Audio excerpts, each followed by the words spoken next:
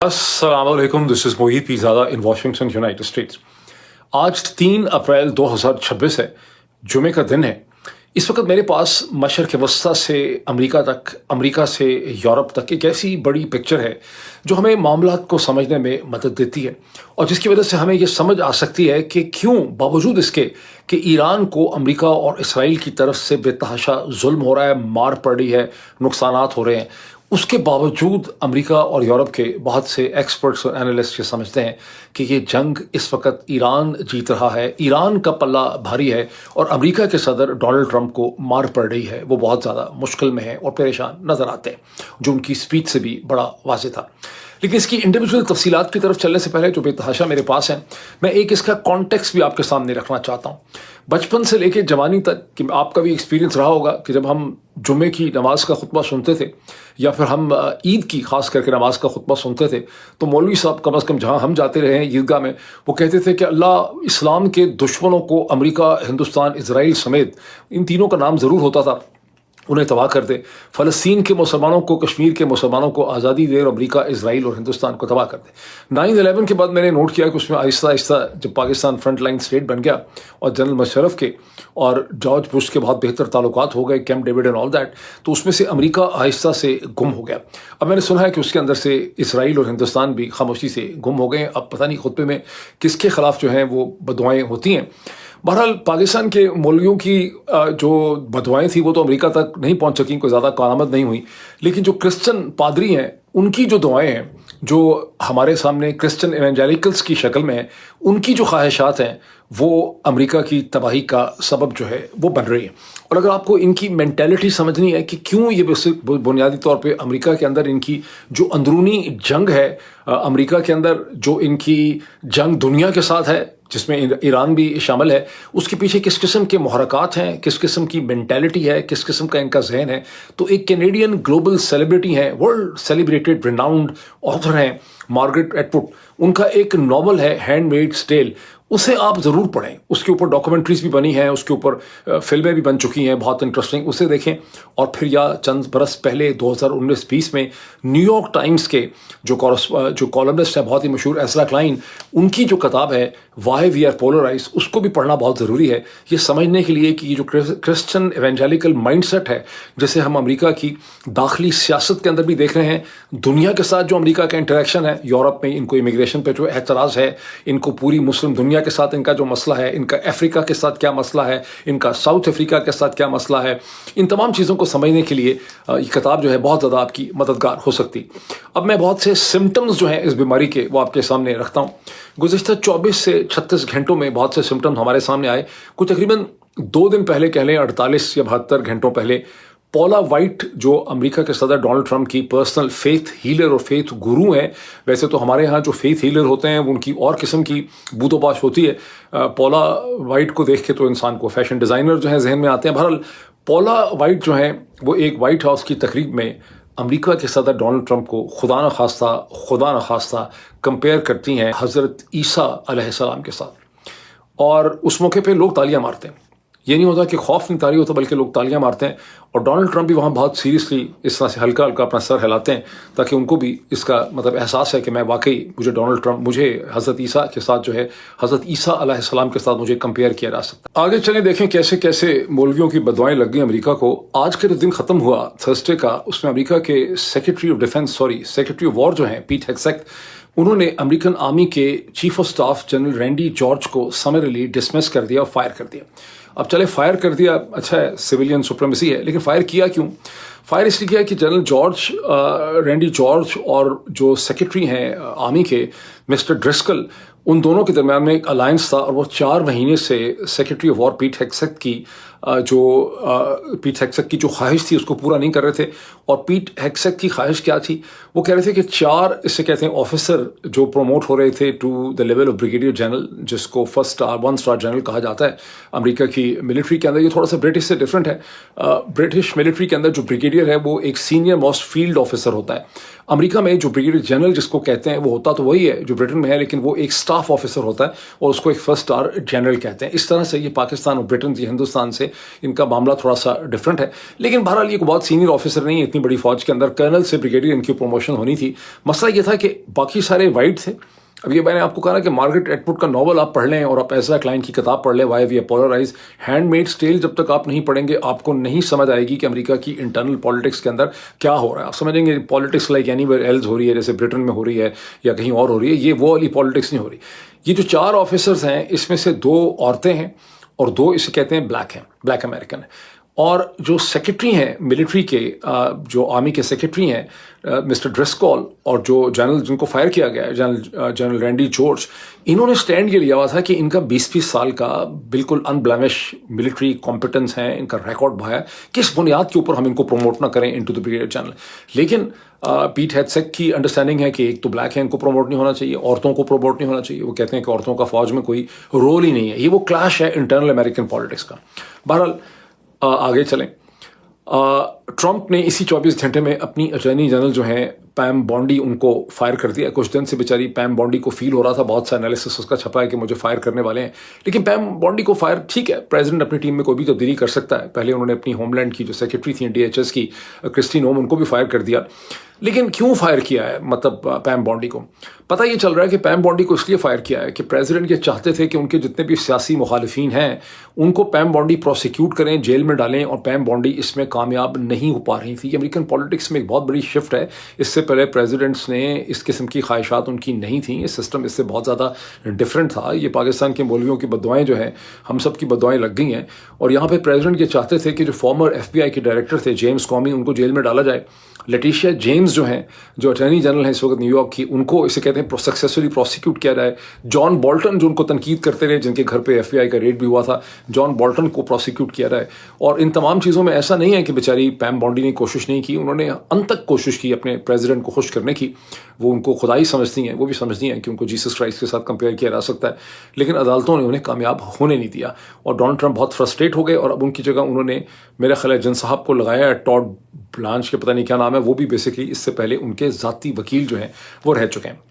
اب یہی وہ ایک مینٹیلٹی ہے جس کو لے کے اب آپ ایران میں آ جائیں, بیکاز آج صبح تھرسڈے کی مارننگ جو ہے اس میں امریکہ کی فوج نے ایران کا ایک بڑا امپورٹنٹ نیا برج بیچارہ بھی بنا تھا جو تہران کو, سب سے بڑے شہر کو, کیسپین سی شور اور کوسٹ لائن کے ساتھ کنیکٹ کرتا تھا. بہت ٹالسٹ کہتے ہیں برج تھا اس وقت ایران میں, اسے اڑا دیا اور یکے بعد دیگرے اس کے اوپر 2 حملے کیے. ایک اسٹرائک کی, اس کے بعد دوبارہ اس کے اوپر اسٹرائک کی جب اس پہ ریسکیو ورکرز آئے تھے اور جب لوگوں کو وہاں سے نکال رہے تھے, جس کے نتیجے میں بہت ڈیتھ ٹول میں اضافہ ہوا. 8 یا 9 لوگوں کی فوری طور پہ ڈیتھ ہو گئی اور 95 لوگ جو ہیں وہ زخمی ہیں, اس میں سے کچھ لوگ بہت زیادہ شدید زخمی. لیکن امریکہ کے صدر نے کیا کیا, جو میں نے آپ کو کہا نا کرسچن ایونجیلیکل کو ذہن میں رکھیں اسٹیٹ آف مائنڈ کے لیے. ڈونلڈ ٹرمپ نے ایک ویڈیو کے اوپر کامنٹ کیا کہ make a deal before it's too late. بہت خوشی کا انہوں نے اظہار کیا, اس سے پہلے کسی امریکی صدر نے آج تک اس طرح کی کوئی چیز نہیں کی. انہوں نے کہا make a deal before it's too late, مجھ سے ڈیل کر لو, مجھ سے سودا کرو میرے سے, اس سے پہلے کہ بہت دیر ہو جائے اور تمہارے پاس کوئی چیز ایسی بچے ہی نہ کہ جو تم کہتے ہو کہ یہ ملک جو ہے وہ بہت زیادہ گریٹ ہو سکتا ہے. اب ایران کے فارن منسٹر ڈاکٹر عباس اراغچی نے 2 جو اسٹرائکس ہیں اس کے بارے میں انہوں نے کہا ہے کہ یہ ایک ایکٹ آف ٹیررزم بھی ہے اور یہ ایک ایکٹ آف وار کرائم ہے, اس لیے کہ آپ نے پہلے ایک اسٹرائک کی, اس کے بعد ورکرز آئے, ریسکیو ورکرز آئے, وہ لوگوں کو نکال رہے تھے زخمیوں کو, اس کے بعد نے دوسری اسٹرائک کی. میں آپ کو یاد کرواؤں گا کہ لاہور میں اور اسلام آباد میں القاعدہ نے, یہ TTP نے 2-3 دفعہ ایسا ہوا کہ پہلے ایک بم پھٹا, میرا خیال لاہور ہائی کورٹ کے باہر, لوگ جب اس کے آدھے گھنٹے 20 منٹ کے بعد لوگ ریسکیو ورکرز تھے وہاں پہ, ریلیف آرگنائزیشنز آ چکی تھیں, پولیس تھی جو لوگوں کو ریسکیو کر رہے تھے, تو پھر دوسرا بم پھٹا. ایک دفعہ کم از کم مجھے یاد ہے کہ لاہور میں ایسا ہوا تھا, ایک دفعہ کم از کم اسلام آباد یا بنڈی میں کہیں ایسا ہوا تھا, جس کی وجہ سے ڈیتھ ٹول بہت بڑھ جاتا ہے. اب ظاہر ہے کہ یہ بہت ہی خوفناک قسم کی ٹیررزم ہے, لیکن اب یہ ٹیررزم جو ہے وہ امریکہ کی فوج جو ہے وہ کر رہی. اسرائیل کی ملٹری نے, IDF نے, اسرائیلی ڈیفنس فورسز نے اپنی پریس کانفرنس میں فوری طور پہ کہا کہ یہ ہمارا کام نہیں ہے, یہ امریکنز نے کیا ہے. اور ایک US آفیشل نے جس ان نون, جس کا نام تو نہیں پتہ چلا, اس نے نیو یارک ٹائمز کو کنفرم کیا ہے کہ یہ ہم نے واقعی کیا, اور ایکسپلینیشن یہ دی ہے کہ یہ جو برج تھا اس کو ایران استعمال کر رہا تھا اپنی میسائلز گزارنے کے لیے, اور اس کے اوپر شاید ان کی ڈرون مینوفیکچرنگ کے لیے یا اس کی سپلائی لائن کے لیے. یہ بہت زیادہ امپورٹنٹ. اس کی ریئلٹی کیا ہے؟ اس کی ریئلٹی یہ ہے کہ اس جو البرز کے جو گورنر ہیں، ڈپٹی گورنر ہیں، وہ یہ بتا رہے ہیں، اور میڈیا نے اس کی ویریفیکیشن کی ہے کہ ابھی تک یہ برج فارملی انوگریٹ ہوا ہی نہیں تھا، اس وجہ کو بہت زیادہ ٹریفک گزری ہی نہیں ہے. اس کا اصل مقصد تھا بھی یہی کہ تہران کے لوگوں کو جو بہت ایک وائنڈنگ اور ونڈی پہاڑی علاقے سے گزر کے کیسپین سی تک جاتے ہیں تاریخی سڑکوں سے، ان کو ایک اسٹریٹ راستہ دیا گیا تھا کیسپین سی شور تک پہنچنے کے لیے. اور اس کی لیگیلٹی کیا ہے؟ یس، لیگل ایکسپرٹس کا میں نے دیکھا ہے اس میں جو انٹرنیشنل کرائسس گروپ میں ایسے لیگل ایکسپرٹ جو پہلے ڈپارٹمنٹ آف اسٹیٹ کے لیگل ایکسپرٹ تھے، ان کا کہنا یہ ہے کہ یس، ہاں، ملٹری اسٹرائک کر سکتی ہیں برجز کو اگر وہ ہیوی ملٹری یوز کے اندر ہوں، اس کو آپ ایک وار کا ایلیمنٹ آف انٹرسٹ کہہ سکتے ہیں. لیکن اس پرٹیکولر کیس میں یہ لگ رہا ہے کہ یہ برج صرف اس لیے تباہ کیا گیا ہے کہ ایران کی حکومت کو ڈیل کے لیے پریشرائز کیا جائے. اس برج کی کوئی ملٹری سگنیفیکنس اسٹیج کے اوپر نہیں تھی، خالصتاً سویلین ٹورزم کمرشل ویلیو کا برج تھا. ایران کے فارن منسٹر ڈاکٹر عباس اراغچی نے 2 ٹویٹ کیے ہیں جو ان کے ٹویٹر ہینڈل کے اوپر ٹاپ پہ آپ کو نظر آتے ہیں. ایک تو ایک دن پہلے یا 2 دن پہلے ان کے فارماسیوٹیکل پلانٹس کے پروڈکشن فیسلٹیز کو اسرائیل نے ٹارگٹ کیا. اس کے حوالے سے ان کا ٹویٹ ہے. پاسچر انسٹیٹیوٹ جو تھا ویکسینز کا، اس کو اڑا دیا گیا، جس کے بارے میں بہت زیادہ کھپ ہے. اور انہوں نے کہا کہ یہ جو برج اور بلڈنگز ہیں یہ ہم ریکنسٹرکٹ کر لیں گے یا ہم دوبارہ بنا لیں گے، لیکن امریکہ کی جو گلوبل سٹینڈنگ ہے اب وہ کبھی واپس نہیں آ سکے گی. میں ویسے اس آدمی سے، ڈاکٹر عباس اراغچی سے بہت متاثر ہوں. اللہ کرے کبھی موقع ملے ان کو درشن کرنے کا، ان کو دیکھنے کا. آپ دیکھیں کتنا بڑا کرائسس ہے، کتنا ظلم ہو رہا ہے، کتنی ایموشنل سچویشن ہے، لیکن اس کے درمیان میں بھی وہ جب بھی بات کرتے ہیں جس طرح سے ایک فارن منسٹر کو ہونا چاہیے انٹرنیشنل سٹینڈرڈ، وہ میڈ بات کرتے ہیں. انہوں نے نہیں کہا کہ اللہ امریکہ کو تباہ کر دے، امریکہ تباہ ہو جائے گا، امریکہ کے اوپر عذاب نازل ہوگا. نہیں، انہوں نے کہا کہ امریکہ کی انٹرنیشنل سٹینڈنگ، ہم تو یہ برجز اور بلڈنگز دوبارہ بنا لیں گے، لیکن اب امریکہ کی انٹرنیشنل سٹینڈنگ اور ساکھ جو ہے وہ کبھی واپس نہیں آئے گی. میرے ویلوگ کبھی، میں آپ کو مسلسل آپ کو کہہ رہا ہوں کہ this war marks the beginning of the end of the American influence. اور یاد رکھیں کہ میں ان پہلے لوگوں میں تھا جنہوں نے 48 گھنٹے کے اندر یہ کنکلوژن کیا تھا. آج تو امریکہ، برطانیہ، پوری دنیا میں سے بے تحاشا ایکسپرٹ یہ کہہ رہے ہیں کہ this war marks the end of the American influence, اور جس طرح سے سچویشن جاری. بہرحال اب اس میں ایک چیز اور ایڈ کر لیں کہ 100 سے زیادہ جو امریکہ کے ٹاپ لیگل ایکسپرٹس ہیں، جس میں پروفیسرس ہیں، ٹاپ اٹارنیز ہیں، اسٹیٹ ڈپارٹمنٹ آف اسٹیٹ کے بہت سے فارمر لیگل ایکسپرٹس ہیں، ان سب نے New York race legal center, جو نیو یارک یونیورسٹی کا لا سینٹر ہے، اس نے انہوں نے ایک لیٹر ایشو کیا ہے جو ایک آرٹیکل کی شکل میں ہے، جو ان کی ویب سائٹ کے اوپر ہے. That is new York university law centre, جو امریکہ کا one of the most prestigious جو آپ کہہ رہے ہیں لیگل انسٹیٹیوشن یا یونیورسٹی اکیڈیمک ہے، جس میں انہوں نے کہا ہے کہ اس جنگ کے اندر مسلسل وار کرائمز ہو رہے ہیں، اور سب سے زیادہ وار کرائمز اس کے اندر ان کو شک ہے کہ امریکہ کی طرف سے ہو رہے ہیں، بیکاز جو اسکول کو ٹارگٹ کیا گیا، اور اس کی بہت زیادہ ڈیٹیلز اس کے اندر سے ان کو بہت اس پہ تشویش ہے کہ امریکہ وار کرائمز کر رہا ہے. اب میں ایک کتاب آپ کو دکھانا چاہتا تھا. یس ایگزیکٹلی، یہ دیکھیں میں نے کل اس کا ذکر کیا تھا. آئی ہوپ کہ اس کا ٹائٹل نظر آتا ہے. This is the project Maven, Marine colonel his team and the dawn in the warfare. یہ کیسی کتاب ہے؟ آپ سب کے لیے تو شاید پڑھنے کی اس کو ضرورت نہیں ہے. یہ کتاب ایکسپلین کرتی ہے کہ کیسے پیلنٹائر اور کلاؤڈ کا جو یہ اے آئی ٹارگیٹنگ ہے کہ 1,000 ٹارگٹ آپ کرتے ہیں دن کے اندر، یہ پہلے کبھی بھی ممکن نہیں تھا. کیسے آرٹیفیشیل انٹیلیجنس کو استعمال کیا جا رہا ہے.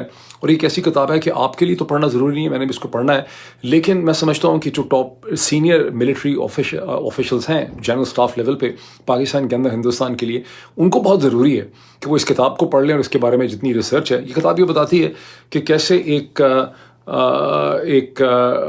2017 میں پینٹاگون کے اندر ایک میرین کرنل جن کا نام ڈریو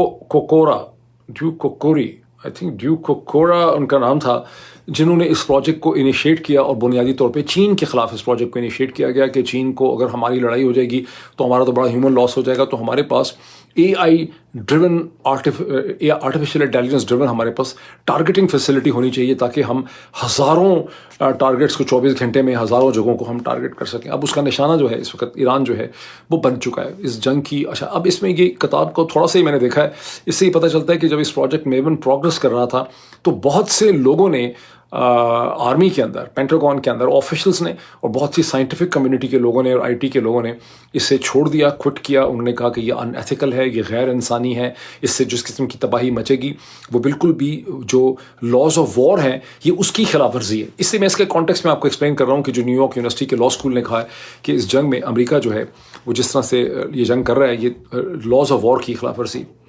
اب اسی کانٹیکسٹ میں یہ دیکھیں کہ اسٹیٹ آف مائنڈ کی بات ہو رہی. تھرسڈے کے دن میں ڈونلڈ ٹرمپ نے ایک کلوز میٹنگ میں جہاں 40-50 لوگ موجود تھے، وہاں فرانس کے صدر ایمینول میکرون کے بارے میں کہا کہ اس کی بیوی اس کو مارتی، خاصا برا سلوک کرتی. پھر یہ بھی کہا کہ وہ تو بیچارہ ابھی تک اپنا جبڑا جو ہے اس کو ٹھیک کروا رہا ہے. کانٹیکس کیا تھا؟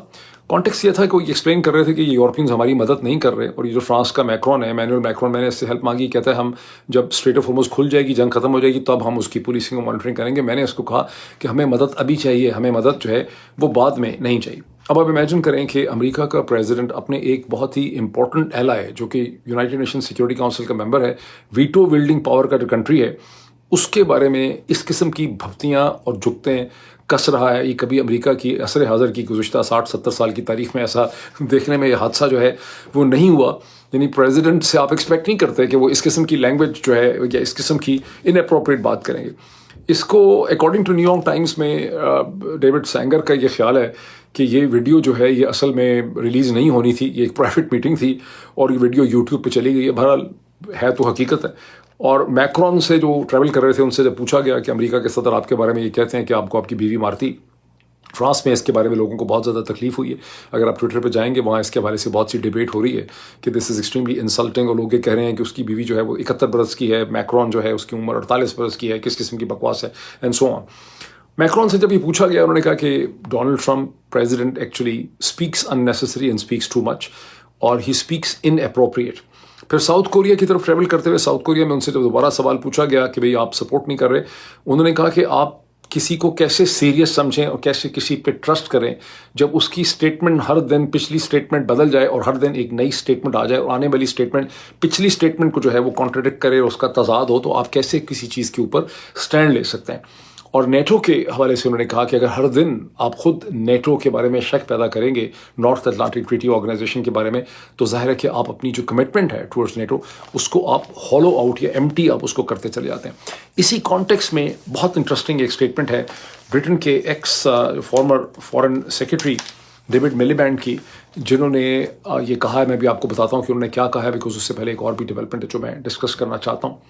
اب جمعرات کے دن میں امریکہ کو اور بحرین کو اور جی سی سی کنٹریز کو یونائٹڈ نیشن سیکورٹی کونسل میں ایک بڑا سیٹ بیک ہو گیا، جب بحرین اور یہ سارے جی سی سی کنٹری، جس میں سعودی عرب ہے، کویت ہے، جس میں قطر شاید اتنا نہیں ہے اس میں، لیکن اس میں کویت ہے، سعودی عرب ہے، بحرین ہے، یہ لوگ بڑی ایفرٹ کر رہے تھے ایک ریزولوشن لانے کے لیے یو این سیکورٹی کونسل. تقریباً 3-4 ہفتے سے کر رہے ہیں، backed by United States and Israel. اور وہ ریزولوشن یہ ہے کہ اقوام متحدہ کی سیکورٹی کونسل، سلامتی کونسل، یہ اجازت دے کہ اسٹریٹ آف ہارمز کو کھولنے کے لیے انڈیویجول کنٹریز یا والنٹری ملٹی نیشنل فورس جو ہے اس کا استعمال جو ہے وہ اقوام متحدہ کے مینڈیٹ کے ذریعے ہو سکتا ہے. یعنی ایک طرح سے سینکشن حاصل کرنا چاہتے ہیں. حالانکہ امریکہ پہلے ہی کام کر رہا ہے، تو پھر یہ کون سی ملٹی نیشنل فورس لانا چاہتے ہیں جس میں عرب ممالک ہیں. بہرحال تھرسڈے کے دن سیٹ بیک یہ ہوا ہے کہ کئی قرارداد انہوں نے کئی دفعہ اس میں چینجز کی ہیں اپنے ڈرافٹ میں، لیکن ان کا جو فائنل ڈرافٹ تھا اسے رشیا اور چائنا کے علاوہ فرانس نے بھی اسے رد کر دیا ہے. اور ان کا کہنا یہ کہ دس از اے ڈینجرس موو، یہ امپریکٹیکل ہے. وہاں پر بھی پریزیڈنٹ میکرون کی پوزیشن سامنے آئی ہے. ان کا کہنا ہے کہ ڈونلڈ ٹرمپ ان کو جو یہ مشورے دے رہے ہیں، جو اپنی انہوں نے اسپیچ میں بھی ان کو دیے ہیں کہ یہ یورپینس کو آ کے اس کو ٹیک اپ، یہ جو نیبرنگ اسٹیٹس ہیں، لٹورل اسٹیٹس ہیں، انہیں دے شوڈ ٹیک اٹ، یہ بالکل پریکٹیکل نہیں ہے. بیکاز دوسری طرف کوسٹ لائن کے اوپر IRGC کے پاس ایک بڑی فارمیڈیبل ابھی بھی مسل کیپیبلٹی پائی جاتی ہے. اور دوسرا یہ چھوٹی چھوٹی عرب ریاستیں جو ہیں، یہ کون سی ایسی ملٹری کیپیبلٹی کی کیپیسٹی شو کر سکتی ہیں جو آلریڈی امریکہ کے پاس نہیں ہے. تو بالکل امپریکٹیکل ہے. اب فرائیڈے کے دن اس پہ فائنل دوبارہ ووٹنگ کی کوشش کی جائے گی، اور دوبارہ کوشش کی جا رہی ہے کہ کسی طرح سے اس کی کوئی نئی لینگویج ایسی اڈاپٹ کی جائے جس میں فرانس، رشیا اور چین جو ہیں وہ اس کی مدد کر سکیں. تو اس پہ نظر رکھنی جو ہے بہت ضروری.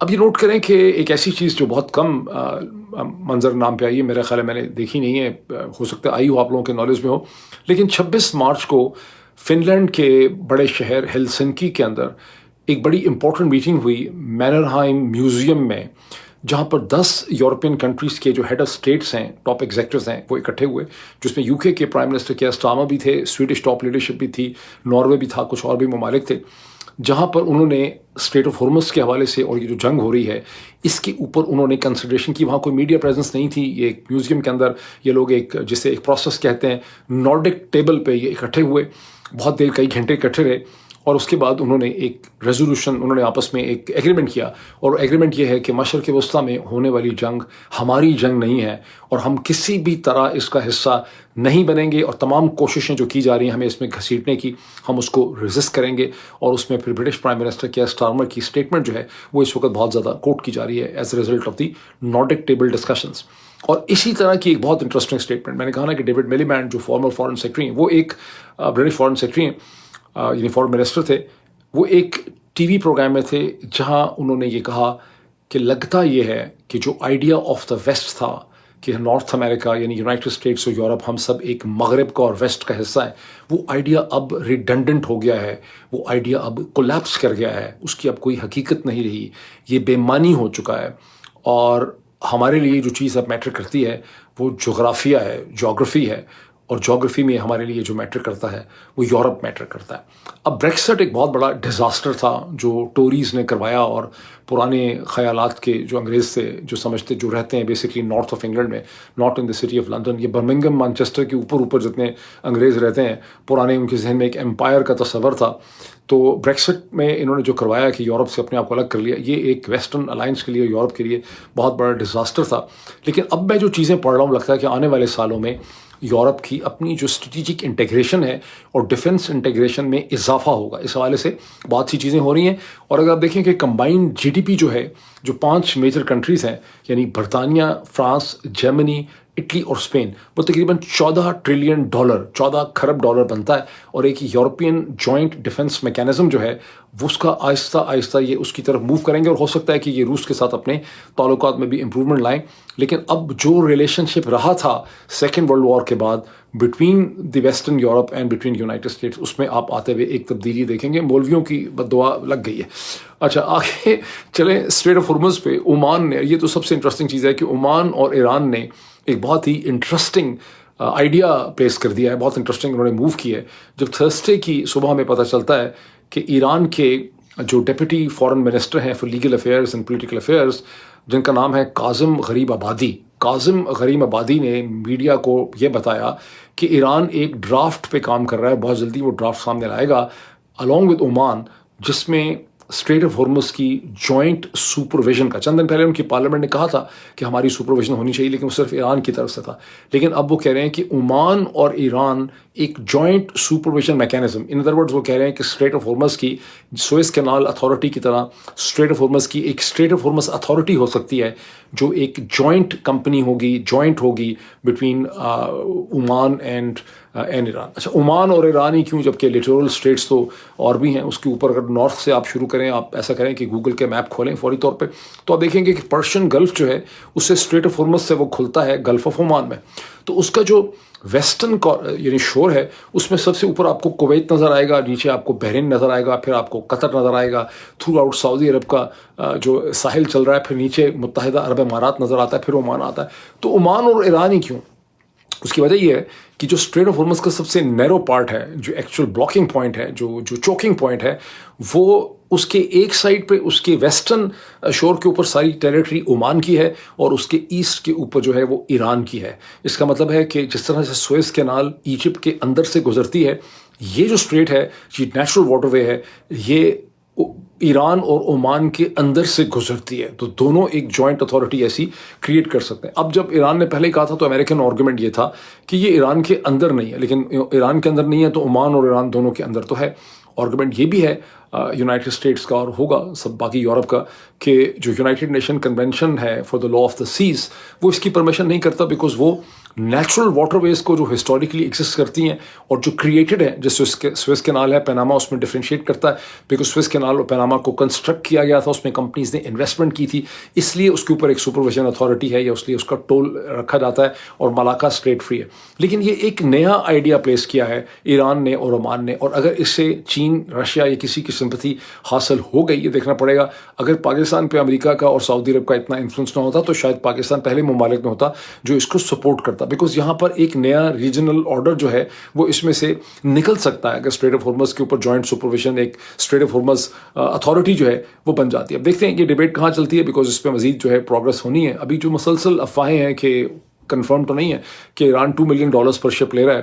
ظاہر ہے وہ نیگوشیٹ کر سکتے ہیں کہ 2 ملین نہیں ہوگا 1.5 ملین ہوگا, 1.5 نہیں ہوگا 1 ہوگا, 1 نہیں ہوگا 0.7 ملی, $7.5 لاکھ ہوں گے. تو اس طرح سے اس پہ کچھ نہ کچھ ایک میکینزم جو ہے وہ بن سکتا ہے. اب یہ وہ کانٹیکسٹ ہے جس میں ہم دیکھتے ہیں کہ پروفیسر رابرٹ پیپ جو بہت مشہور آتھر ہیں, ڈائنگ ٹو ون ان کی کتاب تھی 2005 کی سیوسائڈ بومبنگ کے حوالے سے, جس میں انہوں نے کہا تھا the strategic logic of the suicide killing یا سیوسائڈ ٹیررزم جو ہے میں نے پاکستان میں پڑھی تھی. وہ اور میشیل گولڈبرگ اور بہت سے اور اینالسٹ جن کو میں دیکھ رہا ہوں, انفیکٹ پروفیسر رابرٹ پیپ نے تو بہت کھپ ڈالی جب انہوں نے اپنے میرا خیال ایک سب اسٹیک پہ ایک آرٹیکل لکھا, پھر بہت سے ٹیلی ویژن چینلز نے ان کا انٹرویو کیا اس حوالے سے, جس میں وہ کہتے ہیں کہ ڈونلڈ ٹرمپ کی انوائز جنگ کے نتیجے میں ایران کمزور نہیں ہوا بلکہ پولیٹیکلی طاقتور بن کے ایمرج کر گیا. بیکاز آج سے 100 برس تک تو کبھی انہوں نے سوچا نہیں تھا کہ ہم اسٹریٹ آف ہارمز کے اوپر کوئی کنٹرول ایکسرسائز کر سکتے ہیں, لیکن اب انہوں نے اسٹریٹ آف ہارمز پہ کنٹرول ایکسرسائز کر کے دکھا دیا ہے, اور اب ان کے ساتھ اس حوالے سے نیگوسیشن کرنی پڑے گی. اور جنگ اگر امریکہ کرتا ہے تو یہ بہت پروٹریکٹڈ اور لمبی جنگ ہوگی, اور وہ کہتے ہیں کہ اس کی ماڈلنگ کوئی فیوریبل نہیں ہے.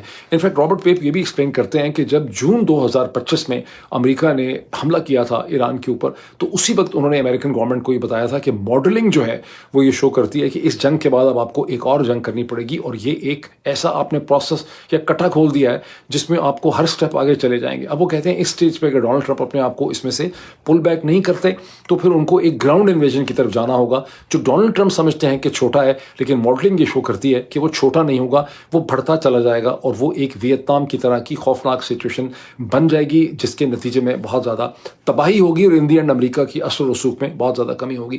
میشیل گولڈبرگ جو بہت influential new York time columnist ہیں, جوش ہیں, ان کا بھی یہی کہنا ہے کہ ڈونلڈ ٹرمپ نے ایک ایسا میس کریٹ کیا ہے جس میں سے وہ نکل نہیں رہے, اور جس کا اب تک کا سم ٹوٹل نیٹ افیکٹ یہ ہے کہ ایران کو انہوں نے طاقتور کر دیا ہے. وہ کہتی ہیں کہ جو یارڈ سٹک ہے کسی جنگ کو دیکھنے کا کہ اس میں کون جیت رہا ہے, وہ یہ ہوتا ہے کہ کون اس جنگ کو ختم کرنا چاہتا ہے, کون اس سے نجات حاصل کرنا چاہتا ہے. اور ایک دن پہلے نیو یارک ٹائمز میں امریکن انٹیلیجنس ایجنسیز کی انفارمیشن پریس ہوئی کہ ان کی اسیسمنٹ یہ ہے کہ ایران کی لیڈرشپ امریکہ سے بات نہیں کرنا چاہتی. کیوں نہیں کرنا چاہتی, کیوں نہیں نیگوشیٹ کرنا چاہتی؟ بیکاز وہ یہ سمجھتے ہیں کہ ہم یہ جنگ جیت رہے ہیں, we are on the better side of the war, اور ڈونلڈ ٹرمپ جو ہیں ان کو زیادہ نقصان ہو رہا ہے, ان کی پاپولیرٹی میں کمی ہو رہی ہے, وچ از ٹرو. اب وہ تقریباً 34% کے اوپر ہے, اور جو پریزیڈنٹ نے اسپیچ کی تھی ایک دن پہلے, اس کا مقصد بھی یہی تھا کہ وہ اپنے ووٹر بیس کو یہ یقین دلانا چاہتے تھے کہ یہ جنگ اتنی بری نہیں جا رہی ہے جتنی کہ آپ سمجھتے ہیں یا میڈیا آپ کو بتا رہا ہے. لیکن جیسا کہ آپ اب تک انالیسس سن چکے ہیں کہ یہ اسپیچ اپنا مقصد حاصل کرنے میں بہت بری طرح سے ناکام ہو گئی. اب دو بڑے انٹرسٹنگ ہیں کہ ڈیوڈ سینگر کا نیو یارک ٹائم میں خیال ہے کہ پریزیڈنٹ نے اپنی اسپیچ میں جو یہ تاثر دینے کی کوشش کی ہے کہ جو یورینیم وہاں پہ ہے, جو ڈسٹ ہے, نیوکلیئر ڈسٹ, وہ میرے کسی کام کی نہیں ہے, ہم اوپر سے واچ کر رہے ہیں, اور یہ کہ یہ اسٹریٹ آف ہارمز یورپینس کا مسئلہ ہے, ہمارا نہیں ہے. یہ ڈسپشن بھی ہو سکتی, اور اس کا مطلب یہ بھی ہے کہ ظاہر ہے جو فوجیں بھیجی گئی ہیں ان کا کام کرنا ہے. تو ڈونلڈ ٹرمپ ایک دوبارہ سے ڈسپشن یہ فراڈ کرنے کی کوشش کر رہے ہیں تاکہ لوگ بے خبر ہو جائیں.